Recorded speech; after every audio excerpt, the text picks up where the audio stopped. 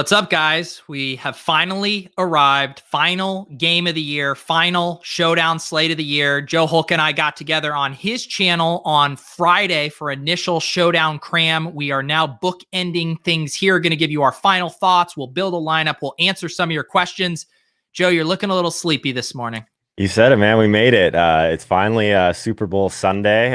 Like you said, we got part one of this out earlier in the week. Not a ton has changed, but definitely still want to talk through some things, I guess, after building a lot of teams that I've been going through. Yeah, I look sleepy because I actually went snowmobiling yesterday and it was like -20 below zero in Minnesota. So I actually think that like I got like a wind burn on my face and my eyes, like they've just been killing me all morning. So yeah, man, -20 degrees is no joke. It was fun. It was also like, I even had like the proper like winter, like hardcore winter gear. And it was rough at times, man. I'm not gonna lie. Maybe I'm just soft. I'm jealous of your winter activities. Although I actually did a bonfire out kind of in the woods yesterday as well. It felt nice to get outside and do something because as you know, it can feel like we are just inside during the winter for just months on end. But you do a good job. You get your pond hockey, you got your snowmobiling. That was a big priority for me this year because like there were times last year where I just like during this time when it's like really cold and gross, I just never went outside. And it actually does a lot for my headspace, I think, just to like go out there and do something active where I'm not on my phone, not doing anything besides just like trying to be present, man. It's big. I'm into it. I'm not like the most outdoorsy person ever, but I like doing snowmobiling and some of the winter activities like ice skating, that sort of stuff. Well, speaking of weather, initially, I think people were worried about rain here for the Super Bowl. I saw Kevin Roth had a tweet out. He said all the rain should be gone by the time game starts. He said winds are only going to be 5 to 10 miles per hour. So all of the wind worriers, I think everyone can take a deep breath on that front. Yeah, I haven't paid attention to it really like once this whole week because he kind of knew it wasn't going to be a huge deal. So even these teams, like it wasn't like we were going to all of a sudden like get off of our Tyreek Hill shares just because there was going to be some rain. So not too worried about that. I guess we're going to get a clean one overall.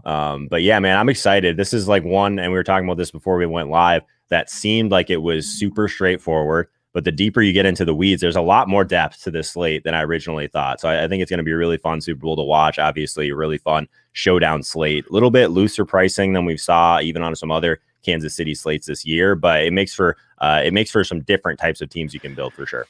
Yeah, I feel like that can go both ways. Sometimes we don't like the super soft pricing because it funnels everyone to really similar construction and similar plays. On the other hand, that's something we can exploit because there are a lot of options. There are a lot of ways to go. So if you're willing to sacrifice some projected points, you can really leverage the ownership. And I think those are the things that are really jumping out to me as interesting decision points.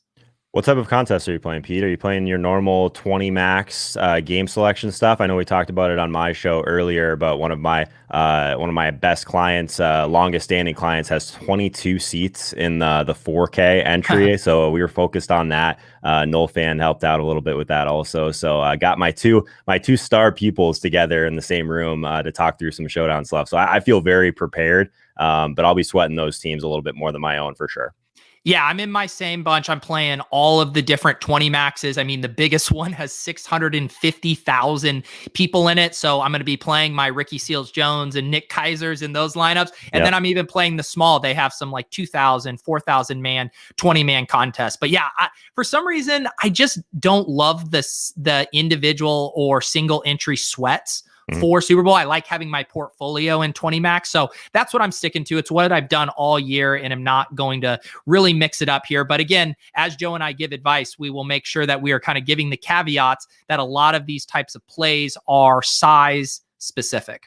For sure. Like I'm like, just again, transparency. The ones I'm most focused on are going to be like around 750 people or so. Maybe not like the super small field stuff, but definitely a little bit smaller than some of the stuff Pete's focused on. Yeah, and I mean, I feel like a good entry point is maybe just trying to check in on some of the things that we talked about on Friday. You know, I reran optimals this morning. Not a lot has changed as far as injury situations, as far as ownership. I mean, I can do a quick rundown of some of the kind of injury concerns. There was Sammy Watkins with the calf. He's officially listed as questionable. Schefter said he's going to play. Demarcus Robinson was on the reserve COVID-19 list earlier in the week. That was just as a close contact. He was activated on Friday. He's good to go. The guy I think is maybe the most questionable is Cameron Brate. Schefter said he's still expected to play, but I could see that one maybe being more limited than the others. And then Antonio Brown's status was looking a little shakier early in the week, but then he practiced in full on Thursday and Friday. So are there any other injury stuff or kind of depth chart things that you're monitoring right now? I think that's what you're looking for, right? Like that full practice. Like I think that's the one that I'm trying to really kind of narrow down my focus on these ones. The Brate one is a little bit, I think, scary just because like back injuries for like a tight end who's like going to be in there doing a lot of blocking as well seems not ideal. I think it's a pretty big bump for a guy like Rob Gronkowski if Brate is out, of course. I also think it's kind of a bump for Leonard Fournette and some of these guys that are going to be in like more of the short to intermediate area of the field anyway. So I really like both of those guys. Even if Brate is active, I think that we could see a little bit more target share go towards those two. Yeah. And then as far as kind of ownership stuff shifting, because of the Brate uncertainty, I do think Gronk and Brate's ownership is now going to be much closer, with Gronk even probably pulling ahead. He's cheaper, more healthy, so that makes sense. And then as far as the Sammy Watkins and Demarcus Robinson ownership, I think now that there's more clarity and confidence in Sammy Watkins, he's going to be a little bit more popular than Demarcus Robinson, but Robinson is so cheap. He's one of those guys that I think is going to find his way into a ton of optimals. Do you think hand builders are gravitating to Demarcus Robinson at 1,400?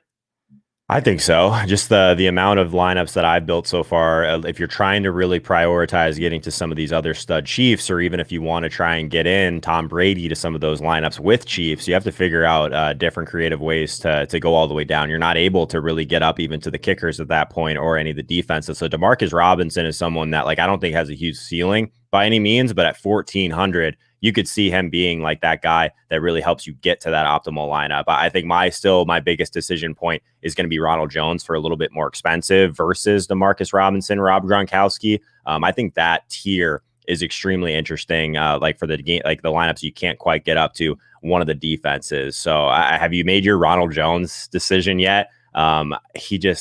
He's popping everywhere because of his price, man. Like if he's going to get a decent amount of work on the ground, I get it, but I would not be surprised if Ronald Jones dropped like 7 points on us.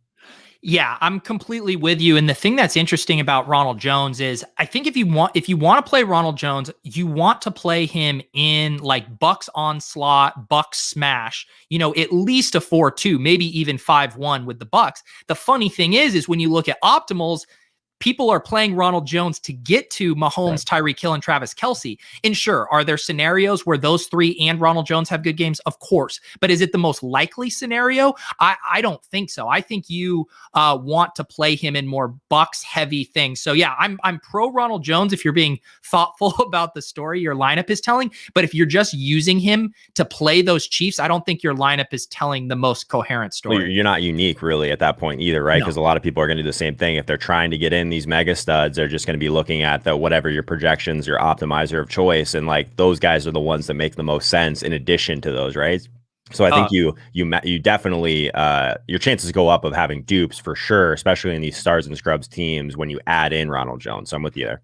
I'll tell you too, one, I was looking at the thing and I had mentioned this on Friday. I have an update on what I think is going to be the most duplicated lineup here. So I think it's Patrick Mahomes at captain, and then with Travis Kelce, and then it's not actually showing Tyreek Hill with it, but you're getting Tom Brady, and then you're getting Rojo, Harrison Butker, and Sammy Watkins.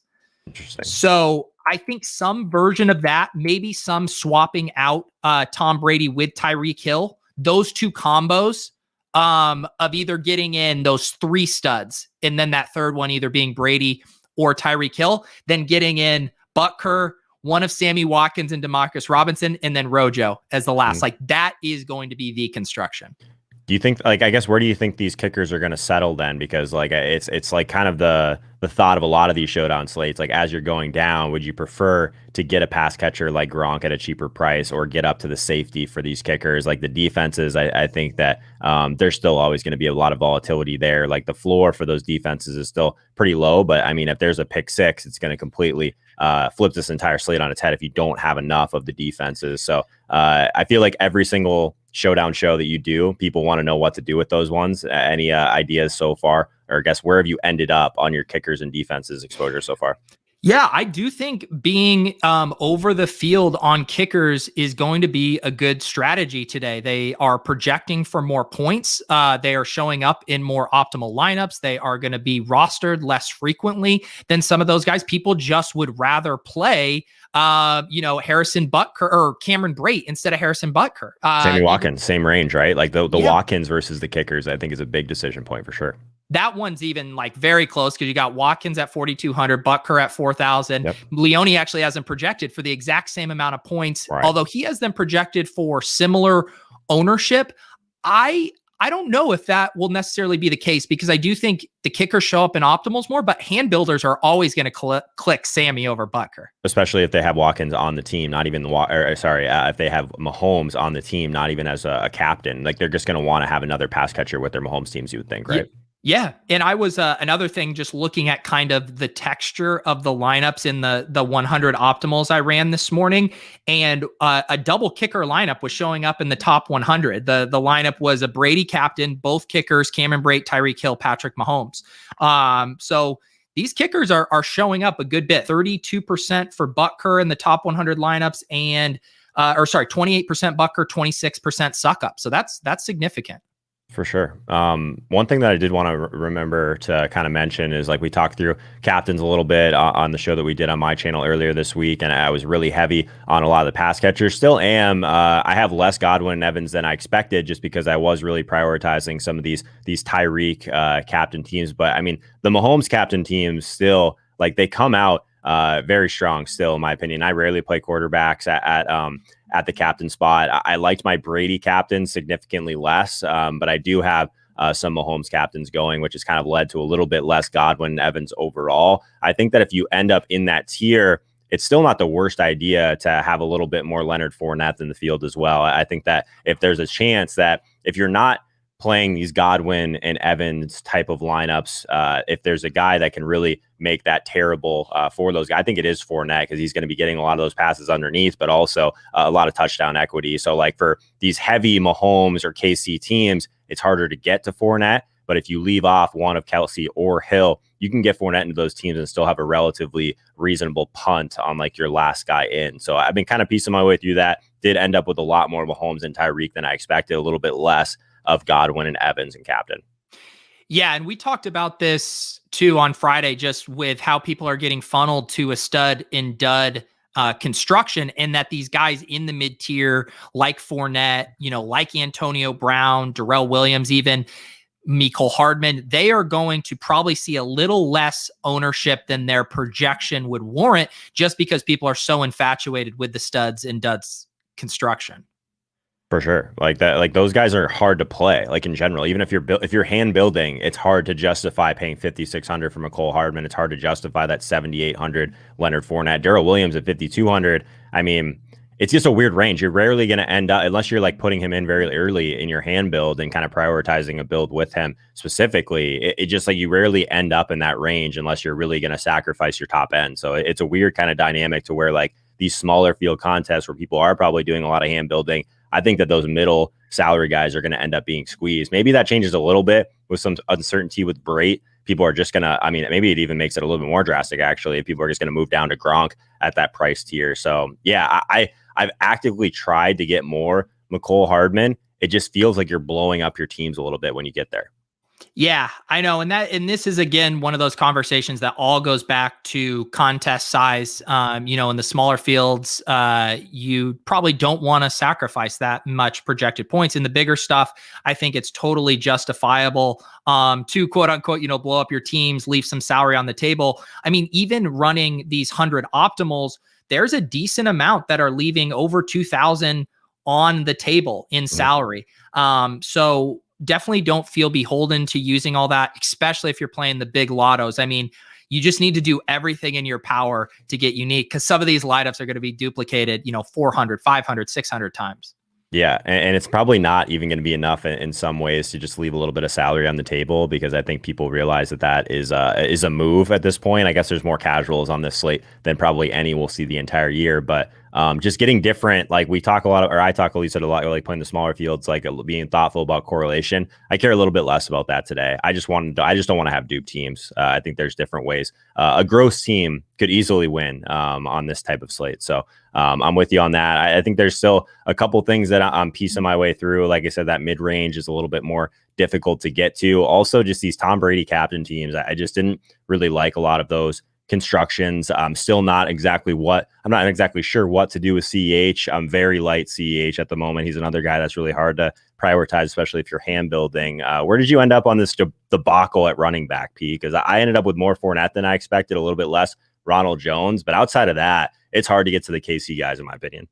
Yeah, I mean, CH does not show up in any of the top 100 optimals. I mean, he's just, when you have Darrell Williams projecting for more points than him, and then he also costs that much less, 1,800, it's just going to be very hard. But these are the kind of things where the game doesn't go like the optimals. And one way to, fight against the opto bros is forcing these guys in, getting comfortable with that, because we've talked about this before. This is all, there's fragility to this projection. When people are making projections, we're guessing how this workload's going to go. Both Andy Reid and Bruce Arians are notoriously, finicky with how they allocate their running back touches. So if CEH comes out and gets the first 10 carries, I would be slightly surprised, but not shocked. So you need to build lineups with that in mind. And I am going to force some CEH in there, because I would say Evans is still my favorite, leverage play, but CH, man, he is the contrarian. Do you have the huevos to do it play?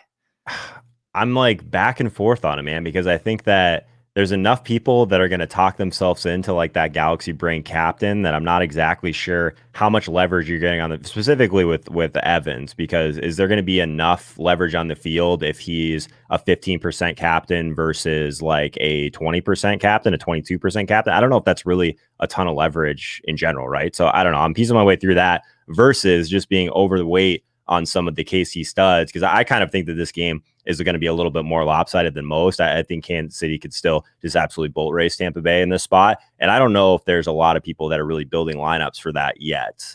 Maybe I'm wrong, but I think I'd rather be overweight on a situation versus just trying to get cute on a couple captain teams that I think other people are also going to get cute with. Does that make sense? No, it does. I think the thing that's attractive about Evans is there's no way he is going to be in the top 5 highest owned captains, because we know we got Mahomes, Kelsey, Hill, Brady, Godwin. True. Those guys are for sure. Osimo has Evans a little higher captain ownership than Fournette. ETR has it flipped with Fournette slightly ahead of Evans. But outside of the big 5 or whatever, big 5, Evans is the only other guy I think has that true 40-point upside. And so if we're getting him, it looks like he's going to come in between 5 to 7% captain ownership. He still is my favorite captain play just from upside weighted with ownership. I agree with that. I also think that at the higher stakes, enough people are going to talk themselves into Evans that maybe the gap is a little bit smaller between Godwin's and Evans at captain. I think that the leverage there is to play more Leonard Fournette captains personally, because that is going to be a significant tier drop versus some of those guys. But it's all so close at that point, right? Even I agree with you that it's not a slate where I think the value captains make as much sense, just because I think you're going to need some firepower in this game with one of these top end studs. So I get the premise of Evans, and I'm with you. Earlier in the week, he was one of my favorite. I think we built one on my stream, right, with Evans at captain. So I'm with you. I've just backed away a little bit slowly from that towards some of these other ones that I think leverage me a little more. Yeah, and I think we have seen the slates where the value captain hits are when these games really go nuclear. If this game sails over the total, you could definitely have an Antonio Brown, Darrell Williams, Fournette, who knows, even a Rojo type captain. So you can play 4 of those top 5 guys we just referenced, in the flex, if you can fit them. In games where it comes closer to the total, slightly under, you're going to need the monster performance ceiling guy, which is naturally going to funnel you to one of these 5 or 6 captains. So again, that goes back to telling your story. If you're playing for the mega shootout, by all means, play your Sammy Watkins captain, whatever. But I don't think that's necessarily the most likely outcome. I agree. So who are these really thin guys that you're fitting into these 20 max teams in the lottos? Because like I haven't moved really too much further beyond like the Demarcus Robinson tier. So I'm curious who's like super in play down there. Like, do you have some Le'Veon teams at 800? Like, do you have some of these really thin tight ends that are in play? I'm curious who's like the complete like yard trash on this slate that you're throwing into your lineups. Yeah, I mean, I'm looking, all I've done so far is again, run the optimals and see who are the guys that were making some of these lineups more unique. And I'll toss out a few of the classic, Eric Tomlinson type plays that I am noted and hated for here. Ricky Seals-Jones showing up in a couple of these, allowing you to jam in all of these other studs. Tanner Hudson is a guy that's showing up in a couple of these. The double kicker lineup is showing up here. That gets you pretty unique. Even seeing some of the mid tier. And again, I don't recommend this, but you are getting a decent amount of Ryan Suckup captains in the optimals. Just enough to make you raise your eyebrows. Again, that's one of those scenarios where this game goes really sideways and you need that. And he drills 4 field goals. So those are some of the things that are popping up in optimals. But man, if you're playing this 600,000 person contest, you should not be afraid to toss in a Pringle, a Scotty Miller, any of these guys that realistically only need a couple touches and could completely make your lineup. I'm with you. And it's one of those situations too that you can be like a very unique if you throw one of those guys in on a team where you can afford to get up to like a Robinson or something like that, just to leave a little bit more on the table. If it ends up being anywhere near, like if you back into that random person touchdown, like you want to be cheering in those scenarios, Pete. You don't want to be sitting there and be like, oh my God, Pringle gets scored, my day's over. You know what I mean? In terms of like getting all the way to the top, you want to give yourself some outs on those for sure. I will give Noel credit. The yard trash reference is his reference. So that was an assist by Noel. There you go. We got Lou Sherman here. Thank you for the super chill, just hella chill, hella dank super chat here. Thoughts on playing Bucs D as a pivot off of Rojo? I think that makes a ton of sense. And I would still play that lineup similar to how you would play Rojo, where you're playing it as a Bucs kind of onslaught, at least a 4-2, maybe a 5-1, and their defense is getting those sacks and the pick 6 in there. And so not only are you getting unique on a construction, a lot of people aren't going to do the Bucs onslaught, then you're even getting unique within that by pivoting off of Rojo to the Bucs D. Although I would say, Joe, I think if you play Bucs D and you fade Rojo, you probably want Fournette in there as well. I agree. I think that Bucs defense is one that like I really liked the beginning of the week, even with Mahomes teams. But as I kind of thought through it a little bit more, like I just don't know if there's going to be a scenario where like Mahomes is your captain, where Tampa Bay defense still really gets there, right? Because I think if you're playing these heavy Kansas City teams, you're hoping that Kansas City kind of runs away with it. And we don't care as much about points against and that sort of thing, but it just means probably a little bit less opportunity for the Tampa Bay side if they're really just trying to play catch-up mode a little bit. So they're going to be in different situations if Brady is coming from behind that we don't necessarily want our defenses to be in. So I think the pressure is going to be there, but the range of outcomes for the defense is still pretty large. So I think if you're trying to get thoughtful about it, what you said about Rojo is definitely something I'd be considering for sure. Joe, I want to live the null life. I want to just run so pure, run like a god in DFS, and then just become this Santa Claus that pops into all these DFS chats and just throws away money like he's making it rain at a club. Dude, I get the screenshots to my phone every day, man. It's like, it's not a bit. He's had a crazy run in NBA these last couple of weeks, man. So what's $19 to a guy like Noel, man? Tough life. So to answer your question, Noel, if you want to give a $4,444 super chat to your opponents in that contest, you should definitely lock Nick Keizer in the captain slot. Thank you, Noel. I appreciate that. Yeah, you should start going and building your lineups. I recommend that. Let's get any other final questions in here, then we can build a lineup. Obviously, we're still going to have inactives come out 90 minutes before. I don't think we're going to see any bombshells, but I will say if we see anything like, Cameron Brate happens to be ruled out or something, I want to even go heavier on Gronk or a Tyler Johnson or whoever you think is the beneficiary, just knowing the edges on a slate with a 2-week buildup are so small. The market is so efficient. So if we get one of those opening up, we need to hammer it. I agree, man. Because like you said, there's gonna be tons of people, hopefully myself included, that are away from the screens very shortly and not going to be watching the news quite as closely. So if you are around, obviously there's not as much to do on a Super Bowl Sunday as there is most Super Bowl Sundays. So it's plus EV just to skew a little bit more heavily towards information that a lot of people aren't going to care about. Yeah. What do you say? Should we build another lineup here? Let's do it. Do you want to build for a lotto, or what do we want to do here? Well, actually, I do want to use, I'm so bad about promoting this, but I did make a showdown league, a Pete's league on DraftKings. We're at 127 of 150. I did put the link down in the show notes. So I need, what's the math on that? 23 of you to fill that right now so this contest can run. Joe, I don't know about you. Nothing tilts me more than having to promote a league that I make. So will you just tell these people to fill it? Well, I'm getting in it right now, so I'm going to do my part. I'm going to put my single. I might put my team that we built earlier this week in this contest. How's that? But yeah, man, like no one wants. I mean, if you don't want to plug your own stuff, man, someone else has got to do it for you. So we're going to have to like back into this. Like I'll promote your shit, you can promote my shit, and then like by default we won't have to do it. Like I guess it'll be a little bit more organic, but we'll plan it behind the scenes, man. I think we'll just do that. This is actually, before we build this is a good question here, and I think a big decision point for everyone. Do you have a hunch on how you would rank the usage for Watkins, Hardman, and Robinson today? If Watkins is going to be at full strength, we've talked about it before, I think it definitely affects Pringle a lot more than Hardman and Robinson. I don't know if Hardman and Robinson, it really affects them near as much. I think that Watkins still, if he is legitimately healthy, I still think he's going to be out there a ton.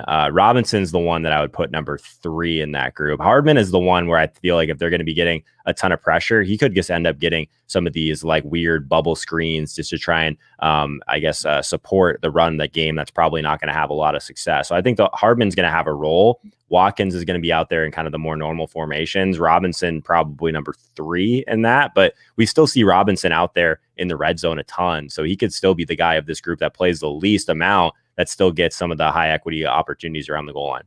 Yeah, I completely agree with that. I think Sammy Watkins slides right back into his role as the wide receiver too. Whenever he started, he's been in that role. Cody Main had some stats on his starts this year. 78% of the snaps, ran a route on 79% of the dropbacks, 15.6% target share, 16.5% air yard share. So I think he's pretty locked in.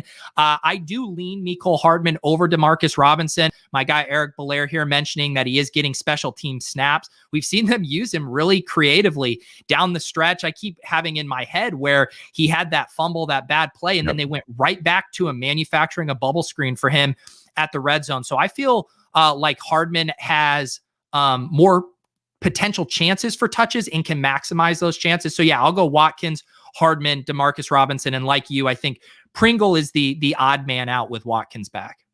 I'm with you. And there was like, I can't remember if it was a special teams player, if it was just one of those designed type of bubble screens, but man, like he was like really close to breaking a long touchdown in that game when he had like that really long play also. So like he can just bring it to like, that is like a play that completely changes this game from a fantasy perspective to where like, if you don't have them, like you're not going to get all the way to the top. So these upside guys, I'll say, still make a lot of sense to prioritize even in this mid-range versus some of the kickers, some of the defenses, because like these are the ones that can pass all of those teams on 1 or 2 plays. Yep. Shout out to Bethany Peters wanting us to make a lineup of all alliterative player names. Bethany, randomizer season is coming. We will have assonance, alliteration, all of our favorite literary best ball prompts.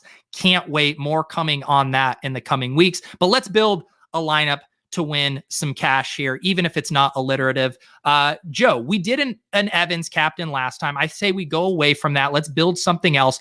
I want you to select our captain for us. You're making me select the captain, huh? Well, what field size is this? Is this going to be a larger field tournament we're building? So I'll go because right now I'm in the Pete's contest. Hopefully that's getting filled. Let's go to the lobby and let's pick out a contest here. Okay, let's do it. I think they opened another one of those 20 maxes as well. I think there's a $3 20 max that was just opened like probably an hour ago. There's only 1,000 people in it. Okay, let me check that out. That's the only one that popped that I hadn't really entered. Ooh. Yeah, let's do this one. So this is 118,000. Yep, that's what I'm talking about. Okay, yeah, let's do that. Cool. All right, and I'm also going to get my other sheet up here just so I can see kind of what our ownership is. All right, You are up. You get us our first guy in here. I feel like it's a guy that I've brought up a decent amount, and I think he does fit the build for like a more of a lotto style anyway. Let's build a Fournette captain, man. How do you feel about that? Yeah. It's pushing me outside of my comfort zone, but the beauty about these is you can't make there's no such thing as the bad plays. There's only bad lineups, and we can make a very logical, coherent lineup around Lenny Fournette, even if it's ripping me up inside, Joe. That's the point of this, Pete. Like you basically forced me into a team that I wasn't really probably going to build on my own. I'm going to force you into a team that you probably weren't going to build on your own, man. So where are we going from here? I'm just laughing because Eric is one of the biggest Rojo fans and Lenny faders I know. And I think he typed chat, let's enter and dupe this before he saw we put Fournette in the captain. No, he's not doing it. I'm curious to see if he's holding it. Okay. So if we're playing Fournette, if Fournette is the captain, I mean, he's probably rushing or has 100+ total yards, finding the end zone once, probably catching 5 or 6 balls too. Yep. So the question is, do we want to play this as like Fournette in a negative game script, or do we want to play this like the Bucs smash and Fournette is the focus of the game plan? Why don't we go back to that thing that Lou was asking about with the Bucs defense? I'm continuing to push myself out of my comfort zone. Let's play Bucs defense here. Okay. So we are playing for the scenario where it's not necessarily a boat race on the KC side then. Yeah, I think we are now playing at minimum a 4-2 Bucs with 2 bringbacks or potentially 5 Bucs. Okay. Let's go Tyreek on the other side because I think that if we're playing the defense, we should be able to still make that work. Okay. If we are playing this, I think we're going to want to get in a couple Bucs pass catchers and Brady. I say we get Brady involved in this. Yeah, I think we have to have at least one. I'm not really building any teams for this slate really without at least one of the quarterbacks. Like having both the quarterbacks still very, very ideal on this slate. So Brady, I think, is a must. Yep. This is back to you though. Brady was my pick. Okay. So we're gonna need some savings here. So if we're playing Fournette, who does that hurt the most?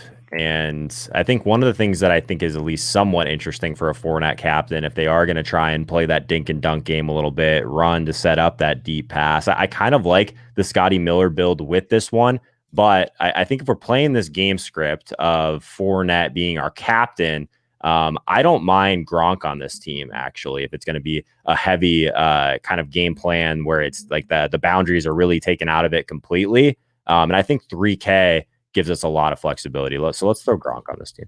Yeah, I like the Gronk call there, and it does now allow us to play whoever we want. We can even play Mahomes if we wanted.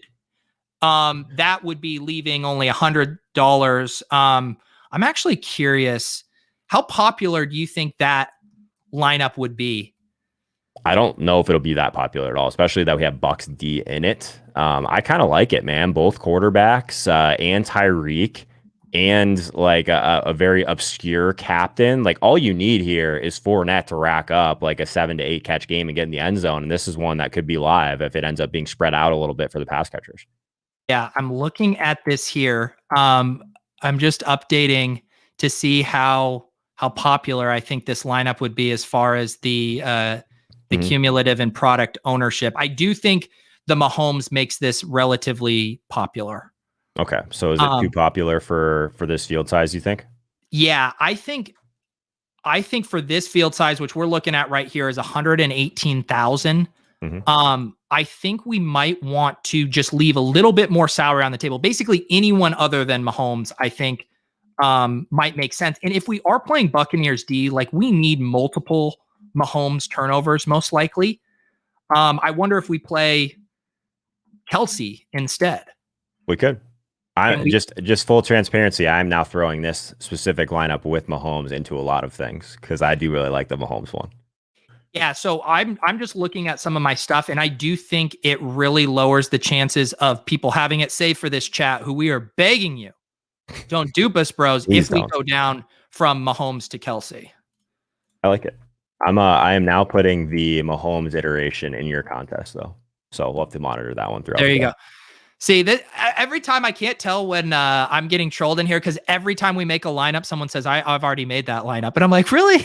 You built a Fournette captain with a Buccaneers defense? Who knows? Check the tape on that one. I don't know. We should see if how quickly can you send us that screenshot? Yeah. Look at this. I mean, we just naturally built a lineup here. The math says otherwise. The math says this isn't going to be too popular, but who knows? You guys are sickos. You are sickos. I will enter this with my crowns. I mean, why not?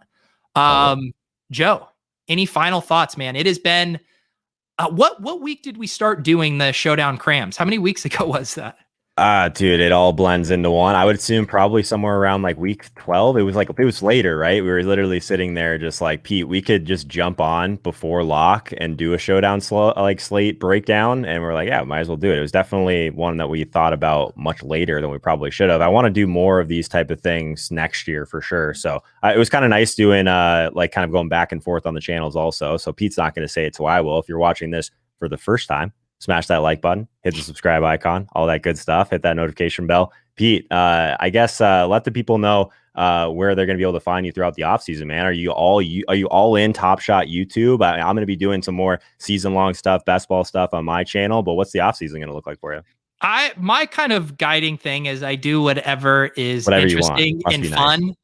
For me, I can preview a couple things.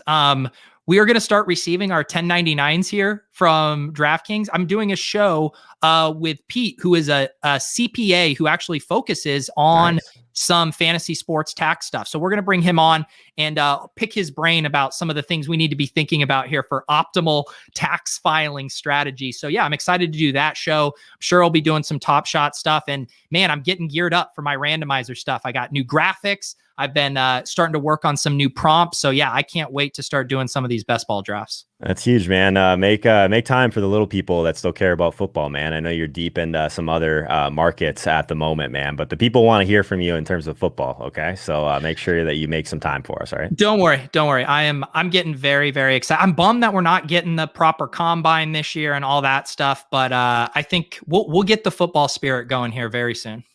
I'm in, man. Thanks for doing this. It was kind of something, like you said, we kind of threw together last minute, like we needed to do any more shows, but I'm glad we did, man. These have been fun. Yeah, appreciate it. And check out Joe's channel as well. Joe, what about you? What can people look forward to you? What do you do? Are you going to take a little break here? I am going to take it a little bit easy for at least a couple weeks, man. I definitely was a little bit burnt out towards the end of the year, so I'm going to try and kind of regroup a little bit. Definitely going to be deeper into the off-season NFL streets than I have been in quite some time. I was a little bit more focused on, obviously, the start of line movement last year and all that stuff behind the scenes, and then trying to get more evergreen stuff on my channel. I think I'm ready to fully kind of dive in a little bit heavier to best ball and that sort of thing, do some more interactive type of mock drafts, that sort of stuff. I do want to have a little bit more of a season-long feel to my channel, which I've kind of slowly been bringing in throughout this year with people like Sigmund Bloom and Jake Seeley. So I'm going to lean into that a little bit more for the offseason than I think I have ever before.